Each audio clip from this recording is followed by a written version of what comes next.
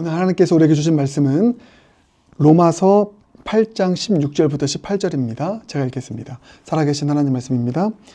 성령이 친히 우리의 영과 더불어 우리가 하나님의 자녀인 것을 증언하시나니 자녀이면 또한 상속자 곧 하나님의 상속자요 그리스도와 함께한 상속자니 우리가 그와 함께 영광을 받기 위하여 고난도 함께 받아야 할 것이니라. 생각하건대 현재의 고난은 장차 우리에게 나타날 영광과 비교할 수 없도다. 아멘. 살아계신 하나님 말씀입니다. 계속해서 행함이 있는 믿음을 주제로 말씀 묵상 이어가고 있습니다. 근데 오늘도 고난에 관한 이야기입니다. 어제도 고난이었죠. 고난, 불시험 찾아왔을 때 참 믿음, 금강석, 보석 같은 믿음이 이 불시험, 고난을 담대하게 이겨낼 수 있게 한다.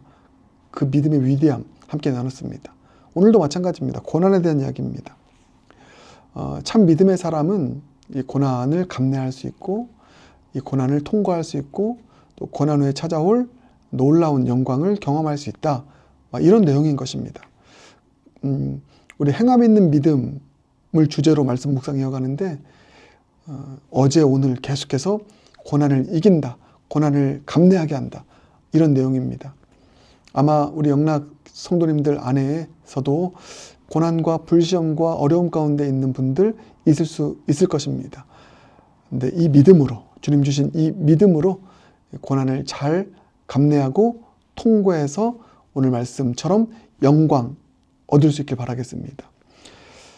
관찰 질문 가겠습니다. 우리는 누구의 자녀라고 말합니까? 16절. 우리가 하나님의 자녀인 것을 성령께서 증언하신다. 우리는 하나님의 자녀입니다. 여러분, 이 믿음 갖길 바랍니다. 여러분은 하나님의 자녀입니다.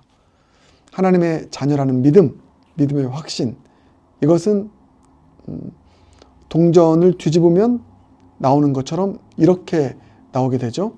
내가 하나님의 자녀이다. 동전 뒤집으면 하나님은 나의 아버지이시다. 이겁니다. 하나님이 나의 아버지시라고 하는 그 믿음, 그 믿음의 확신, 여기서 반드시 파생되는 것은 나는 하나님의 자녀이다. 하나님의 사랑받는 자녀이다. 이 확신 갖길 바랍니다. 믿음은 하나님을 믿는 거잖아요. 근데 하나님이 아버지 되심을 믿는 것입니다. 나의 영원한 아버지 되심. 이 믿음 가지고 살아갈 때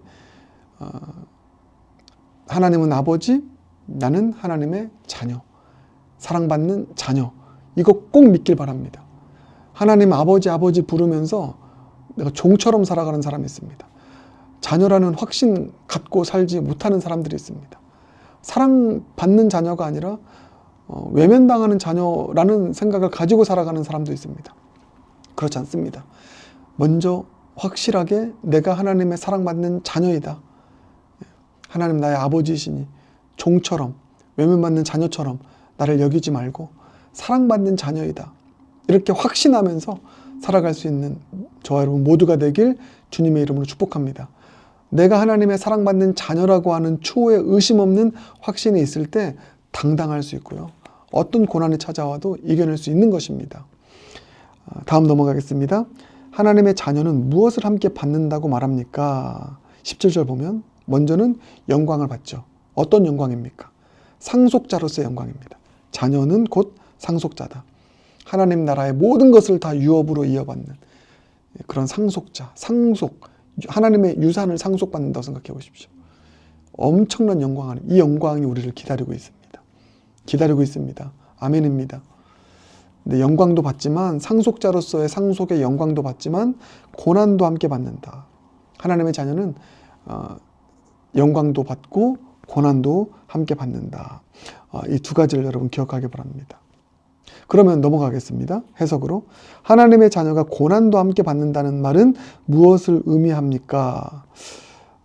이렇게 이해하시면 됩니다. 하나님 우리 아버지이고 우리는 주님의 자녀라고 했습니다. 그 자녀로서 상속받습니다. 영광을 받습니다. 그런데 고난도 함께 받습니다. 이걸 이렇게 이해하시면 됩니다. 모든 것을 주와 함께하는 삶을 산다. 이겁니다. 영광스러운 것도 주님과 함께 공유하고 또 뭡니까? 주님이 당하신 고난, 구원을 이루기 위해서, 뜻을 이루기 위해서 주님 당하신 고난도 우리도 함께 받는다. 그러니까 모든 것을 주와 함께하는, 아버지 되신 주와 함께하는. 여러분, 진정한 동행은 모든 것을 주님과 함께 하는 것입니다. 영광의 순간만, 좋은 것 있을 때만 주님과 함께하고, 어려움이 있으면 주님 떠나고, 이것은 아버지와 자녀의 온전한 관계가 아닙니다. 그래서 고난도 함께 받는다는 것은 모든 것, 생사고락을 주님과 함께한다. 즐거운 일이 있거나 슬픈 일이 있거나 좋은 일이 있거나 나쁜 일이 있거나 영광의 순간이든 고난의 순간이든 모든 순간을 주와 함께하는 그런 차원에서의 진정한 동행, 이뤄갈 수 있는 믿음의 사람들 되길 주님의 이름으로 축복합니다. 그래서 고난의 순간에도, 어려움의 순간에도 나는 주님을 떠나지 않겠습니다. 주님과 함께 하겠습니다. 이 고백이 있길 바라겠습니다. 또 고난도 함께 받는다는 말은 어떤 의미냐면 고난 없는 영광 없다는 것입니다. 네. 장차 영광을 받게 될 것인데, 고난 없는 영광 없다. No cross, no crown, 이거죠. 고난 없는 영광 없다. 영광 얻기 위해서 우리도 주님의 남은 고난에 참여하는 삶을 살아야 된다. 이 고난, 그런 차원에서 고난을 이상한 일처럼 그리고 또 어떻게 해서든지 회피하려고 하는 그 일로만 받아들이지 않길 바라겠습니다. 영광 얻기 위해서는 우리 삶 가운데 고난이 필요한 것입니다. 그래서 고난 없는 영광 없다, 이런 의미인 것이고요. 또 세 번째는 이런 의미입니다. 그 고난을 통해서 오늘 본문 보면 우리가 하나님의 자녀라고 했죠.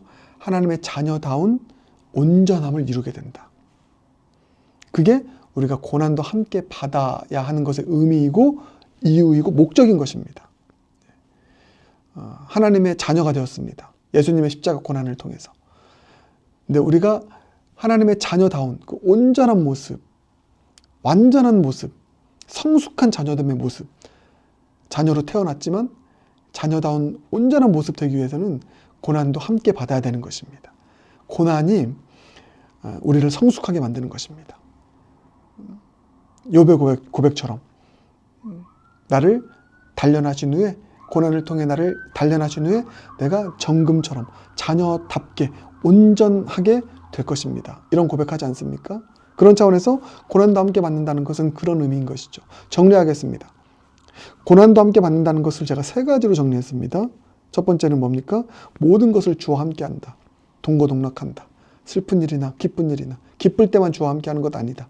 이런 의미. 두 번째는 고난 없는 영광 없다. 영광 얻기 위해서 우리에게 고난이 필요하다. 이런 의미고, 세 번째, 그 고난을 통해서 우리는 자녀다워진다. 온전해진다. 성숙한 자녀가 된다. 주님 기뻐하시는 자녀가 된다. 고난이 우리를 빚어간다. 이렇게 이해하기 바랍니다. 그런 차원에서 고난은 유익한 것입니다.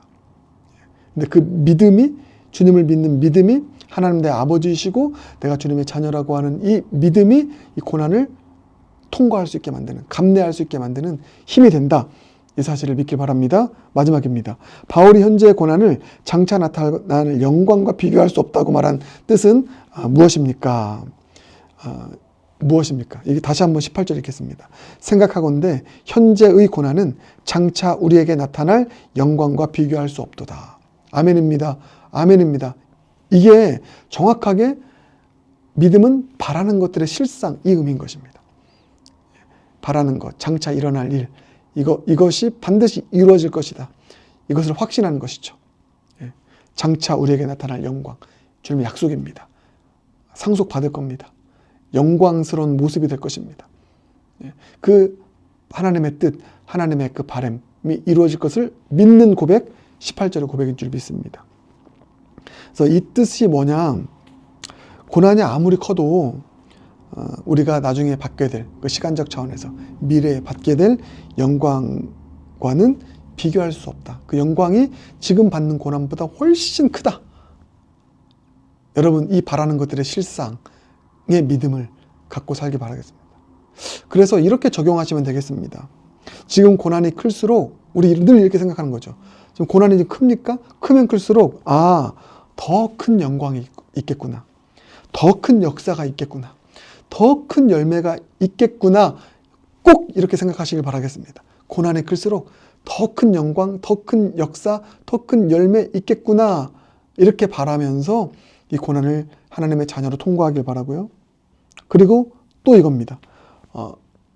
고난은 순간이지만 영광은 영원할 것이다. 장차 받게 될 영광은 영원한 것입니다. 이 땅에서의 고난은 찰나입니다.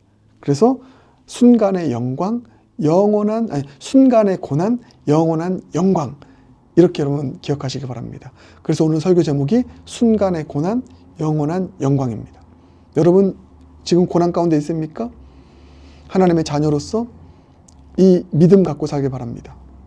바라는 것들의 실상인 믿음. 어떤 차원에서요? 고난이 클수록 더 큰 영광이 있겠구나 믿고요. 순간의 고난, 영원한 영광 있을 것이다. 이 믿음 가지고 살아갈 수 있는 저와 여러분 모두가 되길 주님의 이름으로 축복합니다. 기도하겠습니다. 주님 감사합니다. 오늘 주신 말씀 붙잡고 기도합니다. 먼저 믿습니다.